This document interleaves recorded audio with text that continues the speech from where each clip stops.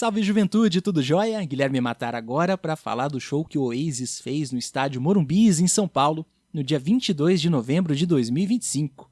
Pois é, aconteceu mesmo, hein? Os caras não toraram o pau, a turnê de retorno do Oasis durou a ponto de chegar no Brasil e deu para nós ver Noel Gallagher e Liam Gallagher juntos simultaneamente, num mesmo palco. O máximo que rolou foi um mini atraso. O show do Oasis estava previsto para começar às 9 da noite e começou alguns minutinhos depois, só. Com o Liam entrando no palco, dando beijinho no Noel e tudo. E dali por diante, a rapaziada do Oasis levou a galera, cerca de 68 mil pessoas, à loucura, por mais ou menos 2 horinhas. Bueno que bueno, esse foi um show que ficou marcado pela animação do público, viu? Só para dar uma ideia, o pessoal já estava vibrando vendo a propaganda da collab da Adidas com o Oasis, que passou no telão de estádio antes do show. O pessoal cantava já mostrando que aquela era uma batalha já ganha pelo Oasis antes mesmo de começar.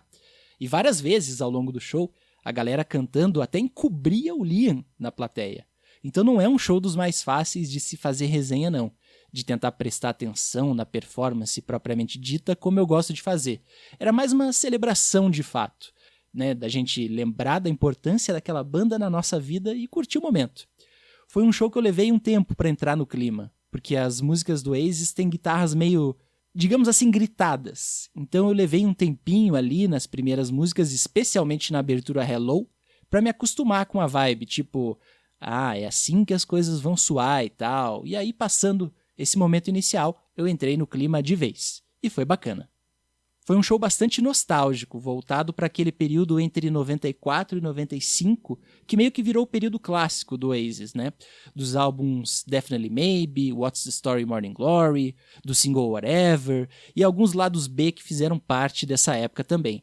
Tanto que só 3 músicas tocadas no show inteiro tinham sido lançadas depois de 95. 2 delas sendo, aliás, da época do Be Here Now, de Know What I Mean e Stand By Me, ainda da década de 90.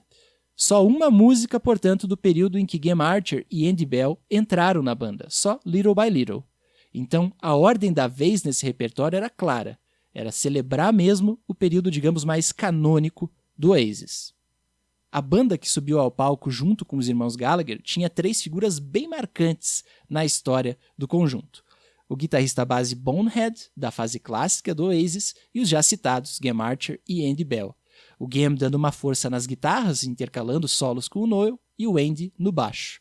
O baterista escolhido para manter o borderô foi o Joey Waronker, que em estilo curiosamente fica mais próximo do Tony McCarroll, o batera do Definitely Maybe, que acabou demitido do Oasis nos anos 90 e que travou uma batalha judicial com os caras e tudo mais. Vale destacar a presença do Bonehead usando uma camisa do Brasil, modelo da época da Copa de 2010, com o nome do Money escrito atrás. Money, baixista dos Stone Roses, que faleceu recentemente e era bem chegado dos caras do Oasis.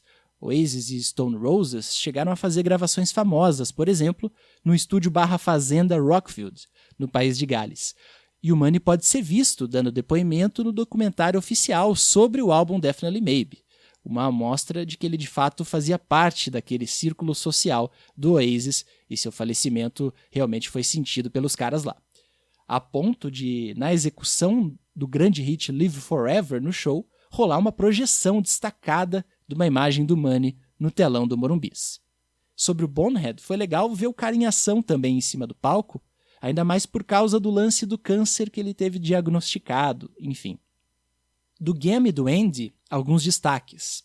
O Andy teve seu grande momento na música Little by Little, que tem umas linhas de baixo bem legais, bem expressivas, e que infelizmente só deu para notar isso nessa música específica, já que as outras do repertório são de épocas em que ele ainda não estava no Oasis, e as linhas de baixo deles na década de 90 eram mais simples, né? E do Graham, o grande destaque para mim foi durante Don't Look Back in Anger, em que ele intercalou solos de guitarra com o Noel. Esse show, aliás, meio que mata a fome dos fãs guitarrísticos do Noel Gallagher, porque nos anos finais do Oasis, a função de guitarrista solo recaía cada vez mais no Graham. E como a apresentação no Morumbis focava em 94 e 95, a gente viu nesse show o Noel tendo vários e vários solos de guitarra para tocar. E os solos foram um dos pontos altos da noite de sábado em São Paulo. Falando dos irmãos, A impressão que eu tive foi de que, para essa turnê de retorno acontecer, é provável que o Noel tenha feito mais concessões que o Liam. Me pareceu que o Liam estava mais desenvolto, como se ele, Liam, fosse o líder da parada, fazendo a maior parte das comunicações com o público, e o Noel ali num papel mais tranquilex, pegando os holofotes mais no segmento dele, especialmente no momento em que rolaram, em sequência, Talk Tonight, Half the World Away e Little by Little. Eu particularmente gostei bastante do arranjo de Talk Tonight, que privilegiava essa formação mais de banda e funcionou. Algo bem notável nesse Oasis de 2025 é que o grupo parece mais safo, por assim dizer. Joga de maneira mais efetiva com a plateia nas comunicações do que no passado, mostrando que são caras experientes nessa arte de show ao vivo agora. O Liam de 2025 pode não ter mais aquele vocal das Slide Ways da vida do passado, mas é um cara bem competente, com aquele jeitão particular dele mais, por assim dizer, mal-humorado de conduzir o público. E a menção que eu faço de Slide Away me faz lembrar de outro ponto relevante. No show, é o Liam quem canta o trecho da música do I Don't Know, I Don't Care, que na versão de estúdio é feita pelo Noel.